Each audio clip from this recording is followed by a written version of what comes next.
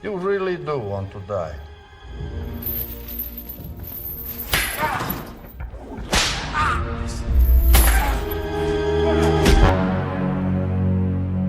Ketimbang banyak cucut di depan, langsung saja ke alur ceritanya.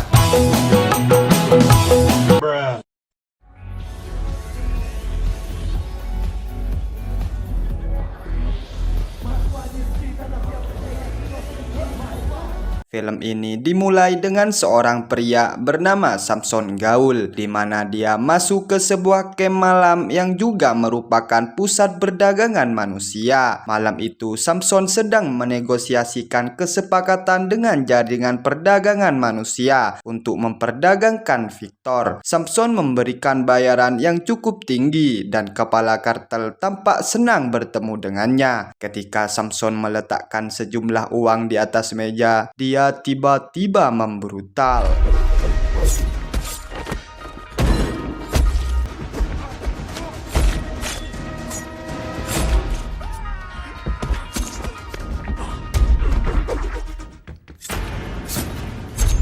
Meskipun sendirian, dia dapat dengan mudah mengalahkan setiap anggota sindikat kriminal itu satu persatu. Samson sendiri ternyata adalah mantan anggota pasukan khusus dan ia juga merupakan perwira polisi terbaik. Oleh karena itu, kemampuan taruhnya bukan kaleng-kaleng. Dia bergerak ke sebuah ruangan untuk menemukan Victor dan menyelamatkannya. Setelah ia berhasil mengalahkan semua anggota perdagangan manusia, dia menjelaskan kepada Victor bahwa dia adalah seorang pesuruh yang diperintahkan oleh ibunya untuk membawa Victor kembali. Setelah itu, mereka keluar melewati jalan belakang dan mengendarai sepeda motornya. Sebelum Samson masuk ke klub malam, dia sudah memasang bom waktu di semua sudut mobil yang terparkir di sana. Kemudian Victor dan Samson pergi sambil mengaktifkan waktu jarak jauh. Beberapa detik kemudian terjadilah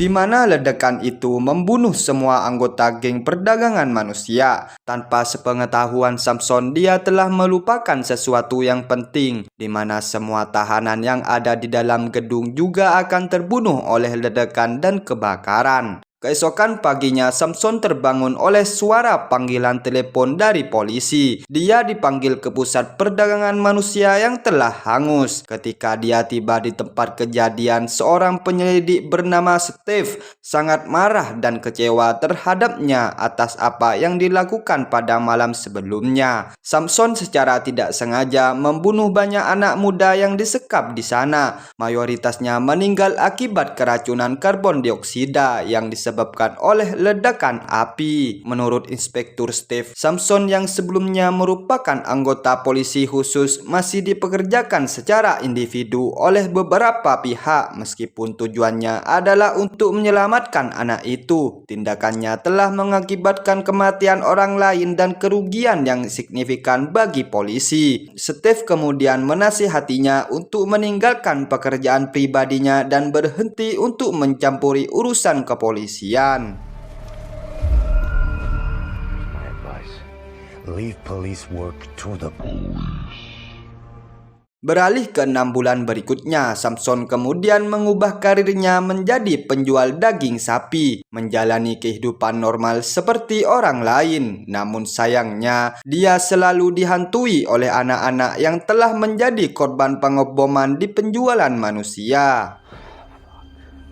Selanjutnya, ada sebuah keluarga dari Amerika Serikat mengunjungi kota Moldova. Pertama-tama, kita diperkenalkan dengan sang ayah yang bernama Sambang. Dia menikah dengan istrinya bernama Monica. Mereka memiliki seorang anak perempuan bernama Becky yang kini masih remaja. Mereka akhirnya pun tiba di Bandara Internasional Moldova. Pagi itu, Sambang dan keluarga kecilnya berencana untuk menginap di sebuah hotel. Mereka tampak menikmati kedatangan mereka di Moldova. Diberitahu, Sambang sendiri ternyata adalah seorang petarung MMA yang akan bertanding di sana. Ketika Sambang sedang memotret putri kesayangannya, ia tidak menyadari bahwa seorang wanita bernama Amelia sedang memotretnya dari belakang.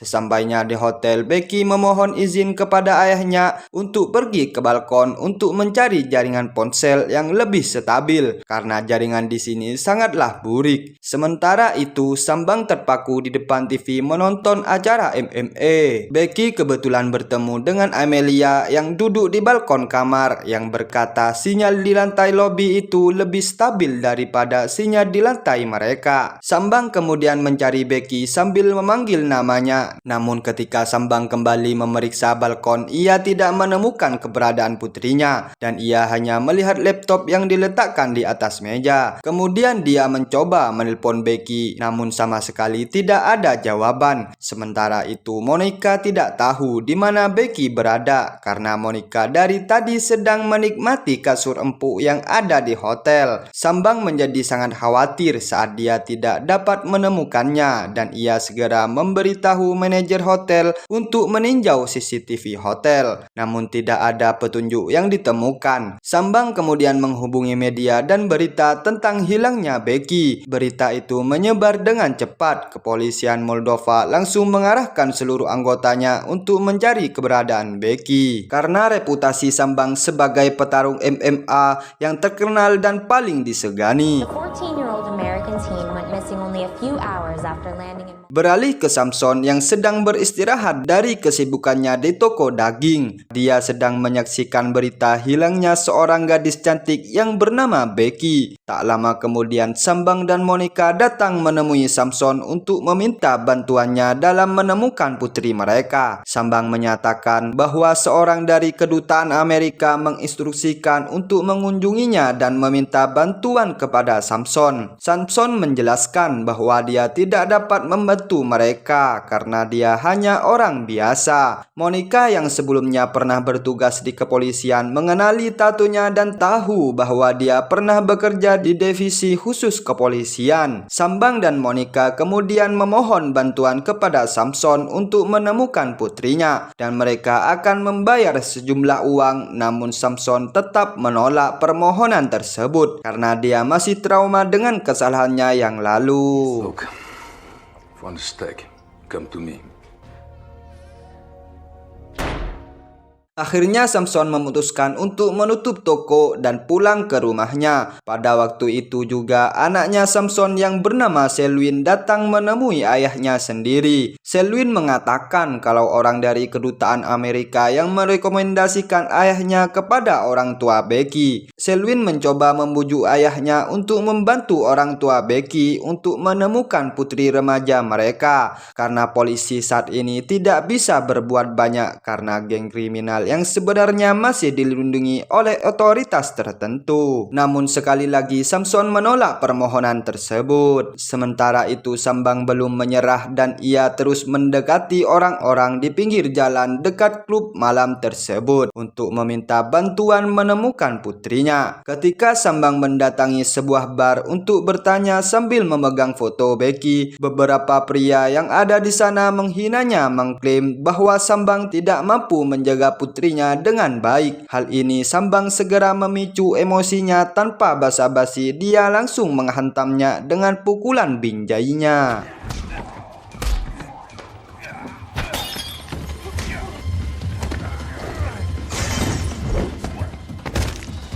Akhirnya Sambang tidak bisa mengalahkan mereka semua sendirian karena jumlah mereka terlalu banyak dan mereka memukulinya dengan telak. Untungnya seorang pria bertopeng hitam datang entah dari mana untuk menyelamatkannya dan mengalahkan semua pria di camp tersebut. Pria bertopeng hitam itu ternyata adalah Samson yang telah mengikuti Sambang selama beberapa waktu. Samson kemudian membawa Sambang ke toko daging miliknya untuk mengobati luka-lukanya. Ketika Sambang tiba di toko daging milik Samson, Samson meyakinkan Sambang bahwa ia bersedia membantunya menemukan putrinya dengan syarat Sambang harus bekerja sendiri tanpa melibatkan orang lain. Why did you change your mind? Malam berikutnya, Samson pergi ke sebuah rumah pengusaha bernama Lukas, di mana Samson awalnya menyamar sebagai kurir untuk menyelinap ke ruangannya si Lukas.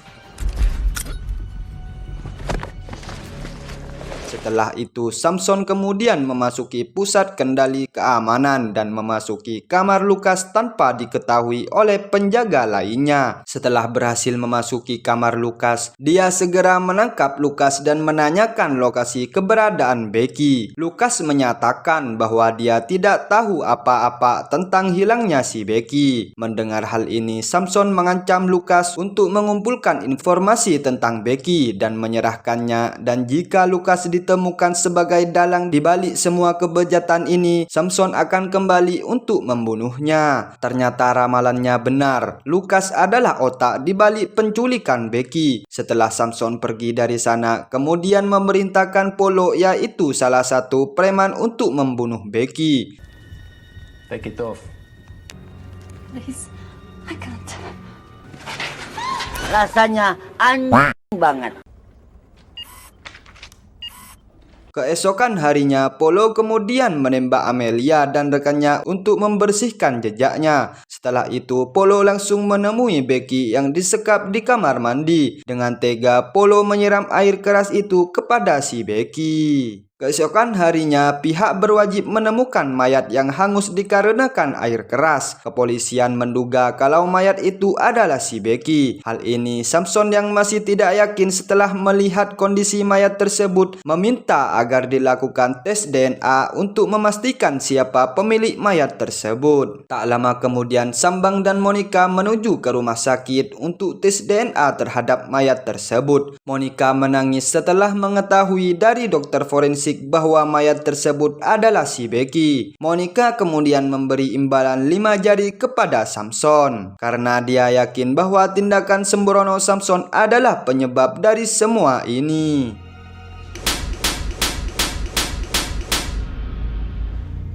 It's not your fault, Dad. It's not your fault. Keesokan paginya, Sambang dan Monica bersiap untuk kembali ke Amerika, sementara Samson mengekspresikan kesedihannya dengan minum minuman. Tak lama kemudian, Lukas dan para anak buahnya tiba di toko daging milik Samson untuk menuntut balas dendam atas tindakan hari sebelumnya. Ketika itu, anak buah Lukas mencambuk punggung Samson dengan rantai besi. Dia masih sedikit agak oleng dan tidak bisa melawan. Untungnya, dia mempunyai ilmu kanuragan yang mampu membangkitkan tubuh dan melawan semua preman-preman tersebut.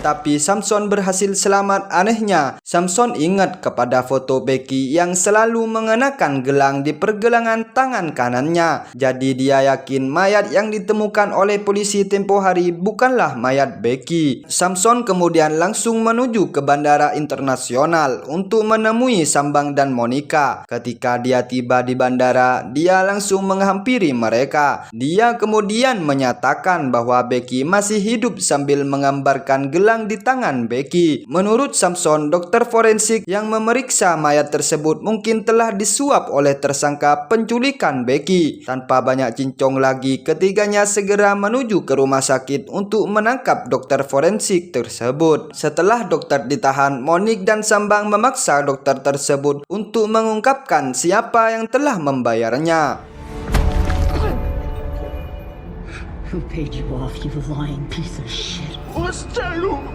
Stelu menurut sang dokter adalah orang yang membayarnya untuk memasukkan hasil tes DNA. Stelu ternyata wakil menteri pertahanan kota dan pemilik sebuah perusahaan perdagangan manusia. Stelu sesekali menculik gadis-gadis Amerika karena ia senang jika gadis-gadis Amerika melayaninya dengan genjotan ala helikopternya. Sementara itu, Stelu sadar bahwa dokter forensik telah memberitahukan rahasianya kepada ketiganya. Pada hari itu, dia kemudian mengarahkan Polo untuk menangani kesulitan orang tua Becky setelah mendengar telepon dari dokter forensik. No, there's nothing to worry about.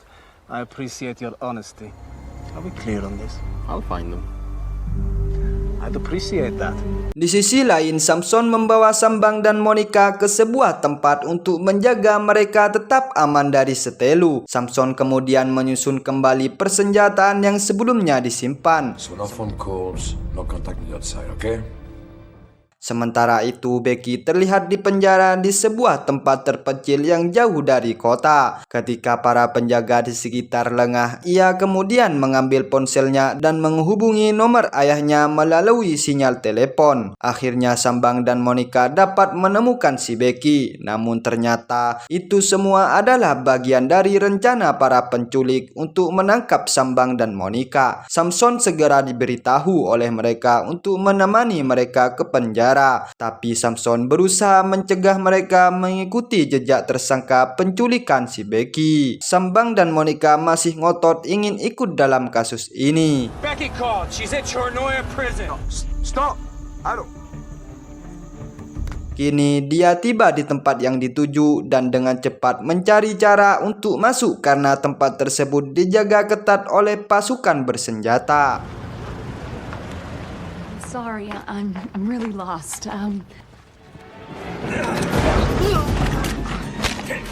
Mereka langsung masuk ke dalam tempat tersebut setelah berhasil menyingkirkan penjaga gerbang. Setelah melihat seorang penjaga menggendong putri mereka, namun sekali lagi itu semua adalah jebakan untuk menangkap mereka. Untungnya jagoan kita tiba tepat pada waktunya untuk mencegah mereka ditembak oleh penjaga. Mereka kemudian memasuki gedung setelah mendapatkan kunci dari salah satu penjaga yang telah koid. Mereka bergegas menghampiri seorang wanita yang terlihat mirip dengan si Becky. Namun ternyata gadis tersebut bukanlah Becky, melainkan gadis lain yang diculik oleh organisasi kriminal tersebut. Mereka kemudian mengambil keputusan untuk melepaskan dan menyelamatkan gadis itu dan ia akan melanjutkan mencari Becky. Please let me go. Which way? That way. Mereka kemudian bertemu dengan beberapa penjaga bersenjata di tengah jalan. Samson segera menembak semua penjaga bersenjata itu menggunakan gas asap untuk mengaburkan penglihatan mereka.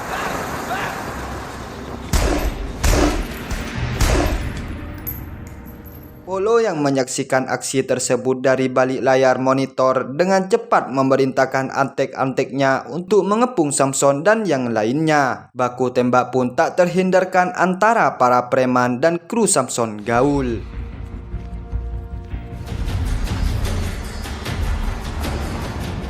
Throw hard.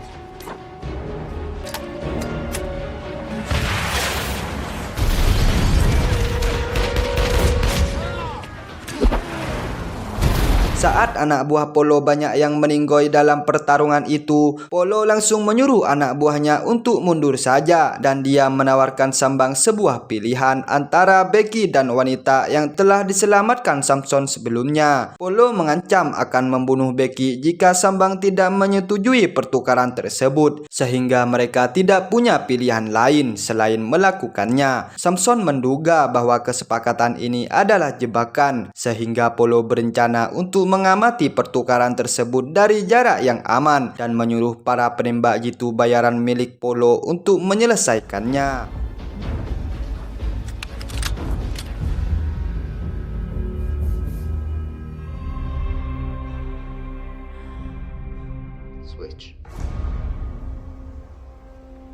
Tiba-tiba Polo segera memerintahkan anak buahnya untuk melepaskan pelatuknya kepada orang tua Becky.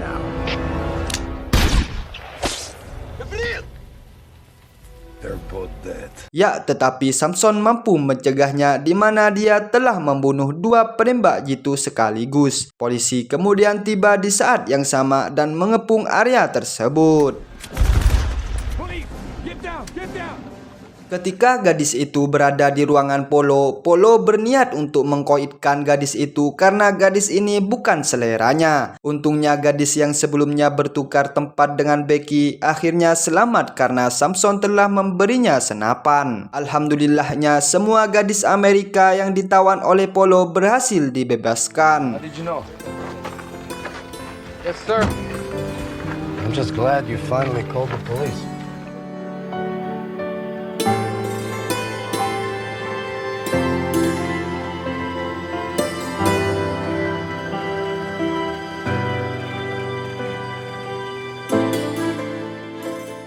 Keesokan harinya, Samson dan Selwyn kemudian mengantarkan keluarga Sambang kembali ke Bandara Internasional Moldova. Sementara itu, Stelo berdoa di sebuah gereja karena menyesali perbuatannya. Namun ketika dia sedang mengakui dosanya, Samson datang entah dari mana, kemudian menembak mati, menyatakan bahwa Tuhan mungkin akan mengampuninya. Akan tetapi, Samson tidak akan mengampuninya.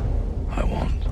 Tamat. Oke, sekian dulu untuk video hari ini. Bagaimana tanggapan kalian tentang film ini, Slur? Sangat beradrenalin kah? Tulis di kolom komentar, oke? Biar Mamang Fari selalu semangat dalam menceritakan alur film yang sangat di luar Nurul maksudnya. Terima kasih banyak yang telah menonton sampai akhir. See you next time and bye-bye.